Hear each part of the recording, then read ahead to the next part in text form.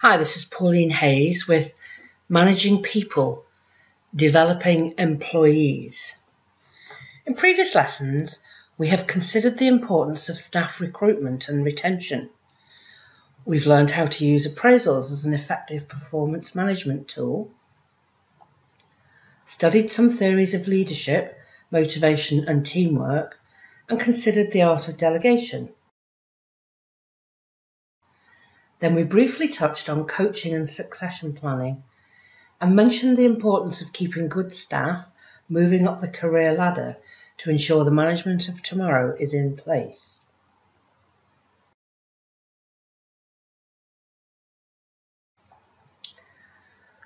Why it is important to develop staff.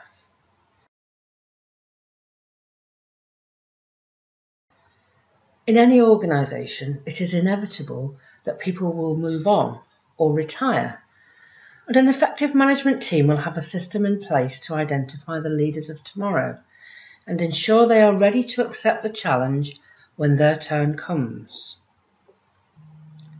Failure to do this will mean that managers have to be brought in from outside as the need arises, and this has several implications for the organisation. First, there is likely to be a financial implication. It may be necessary to advertise or even use an agency to find suitable candidates.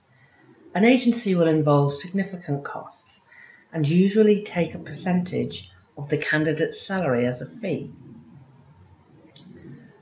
There will be management time involved in the search for the right candidate. Then the successful candidate has to learn how the company works, integrate with the existing team, and gain the trust and respect of staff.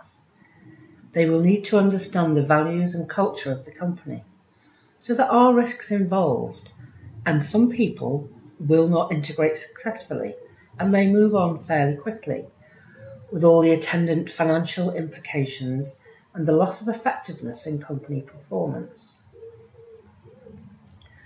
And the third issue is that staff love to work for organisations that are known to promote from within.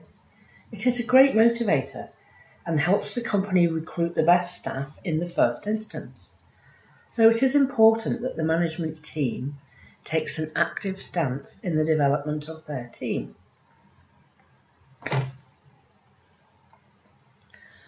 How can the correct staff be identified? The method of identification of future leaders will vary according to the size and sophistication of the organisation. In a small company, it may be as simple as the owner-manager taking an interest in certain staff. In a larger organisation, it may well be done through the formal appraisal process. Typically, managers are asked to comment confidentially on the potential of the employee. Any employees identified as suitable for promotion are then discussed by the management team, and efforts made to fast-track the individual or develop them so that they gain the necessary skills and experience. The individual in question is probably not aware of the process. So whether you are a manager looking to develop your team or an employee looking for promotion, there are some steps you can take to ensure the team have the appropriate skills. The first thing that is needed is an understanding by the management team of the vacancies that are likely to arise over the next 2, 5, or even 10 years. This will be a function of the planned development of the business and the ages of the existing team. This should then be matched with the existing staff and mapped against those with potential for development. What skills are required? Competencies that are required can be identified and listed, skills gaps identified and dealt with. Some skills will be general and applicable to all, such as leadership, teamwork, carrying out appraisals, and giving feedback. In-house courses can then be run, perhaps annually, with candidates identified for promotion expected to attend a series of development courses. Other skills will be more job specific, and courses may need to be identified outside the organisation. For example, IT staff may need to learn particular language or software skills. Accounts or legal staff may need to undertake professional accreditation.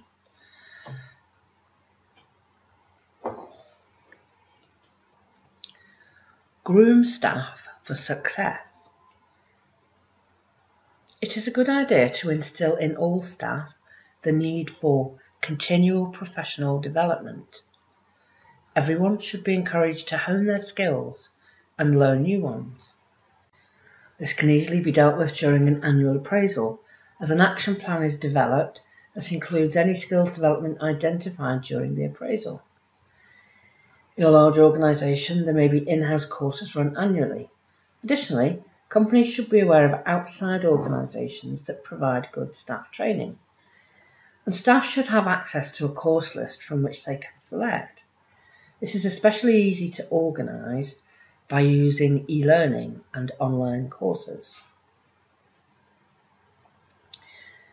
In-house apprenticeships are an effective way of training staff.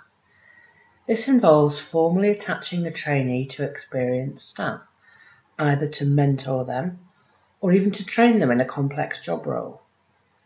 There should be clearly defined expectations of both parties in terms of timescale and skills to be learnt.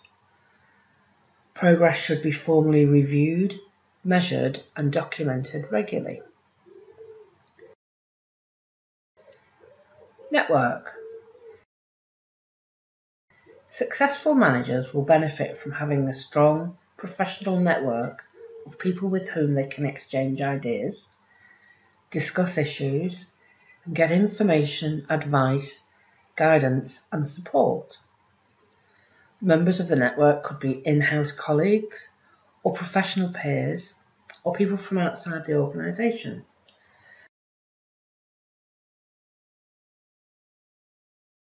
So staff should be encouraged to meet colleagues from other departments, perhaps at courses or cross-functional social events or management briefings.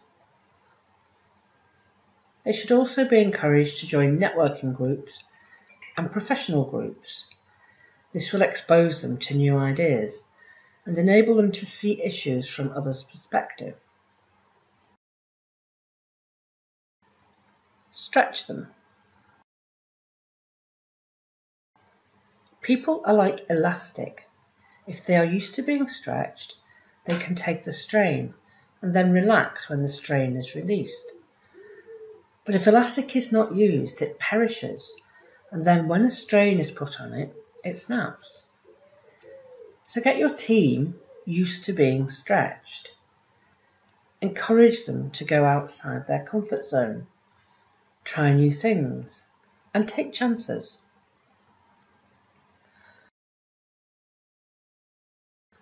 But try to give them the opportunity to make mistakes in safety. We only learn by our mistakes. Have a culture of no blame. It's okay if a mistake is made once, but damage must be controlled, lessons learned, and systems improved to eliminate future mistakes. It's not who made the mistake that's important, but why.